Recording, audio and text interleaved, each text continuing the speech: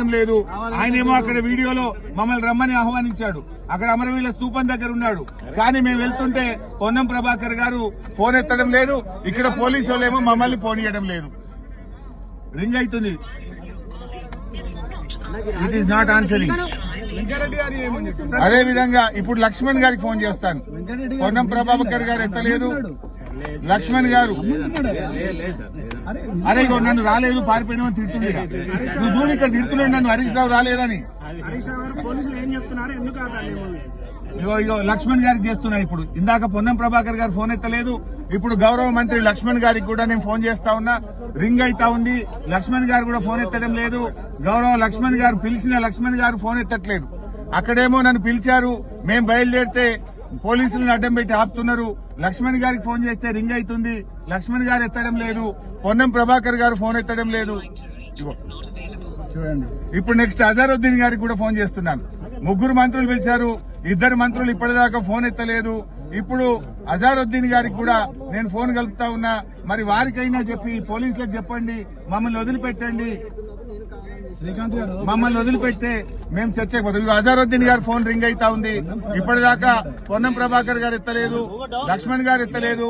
ఇప్పుడు అజారుద్దీన్ గారి phone ring అవుతుంది. కనీసం అజారుద్దీన్ గారు ఫోన్ ఎత్తినా ఇది అజారుద్దీన్ గారి ఫోన్. అజారుద్దీన్ గారికి ఫోన్ చేస్తున్నా. ఒకవేళ అజారుద్దీన్ గారు ఫోన్ ఎత్తితే పోలీసులకు చెప్పండి, మమ్మల్ని వదిలిపెట్టండి, మేము చర్చకు రావడానికి సిద్ధంగా ఉన్నామని.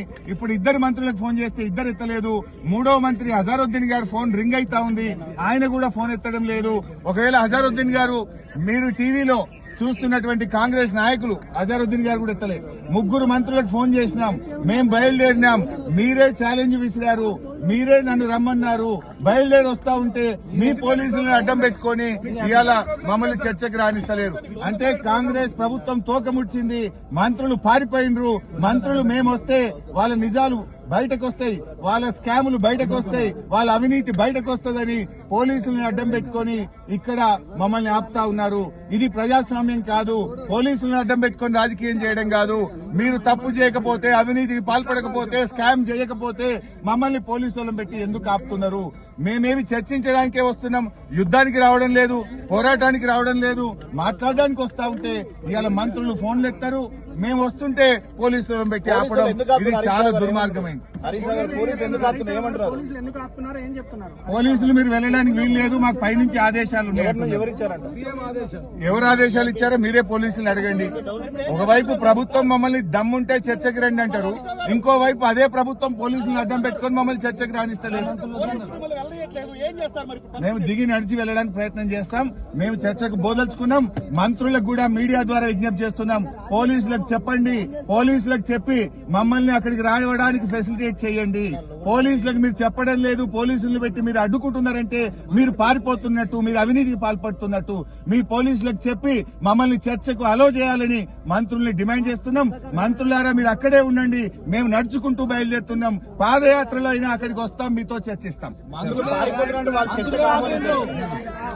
మంత్రులు చర్చకు ఆహ్వానించారు, మీరు పారిపోతున్నారంటారు. మేము బయలుదేరితేనే మీ పోలీసులు అడ్డం పెట్టుకుని ఆపుతుంది. ఎవరు పారిపోయినరు? మీరు పారిపోయినరు. మీ పోలీసులు అడ్డం పెట్టుకుని మమ్మల్ని రానియకుండా పారిపోతున్నది మీరు.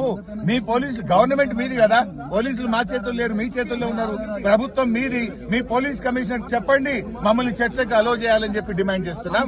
ఇప్పుడు మా కారుకు రోప్ పార్టీ పెట్టి అడ్డుకున్నారు కనుక నడుచుకుంటూ గన్ పార్క్ బయలుదేరుతున్నాం. అరే ఒక్క నిమిషం ప్లీజ్ దండం పెట్టండి. అరే నన్ను తింటున్నాను. ఇష్టం ఉన్నట్టు పొన్నం ప్రభాకర్ గారు ఇష్టం ఉన్నట్టు అంటుండే. కాదన్నా పొన్నం ప్రభాకర్ అని అంటుండే.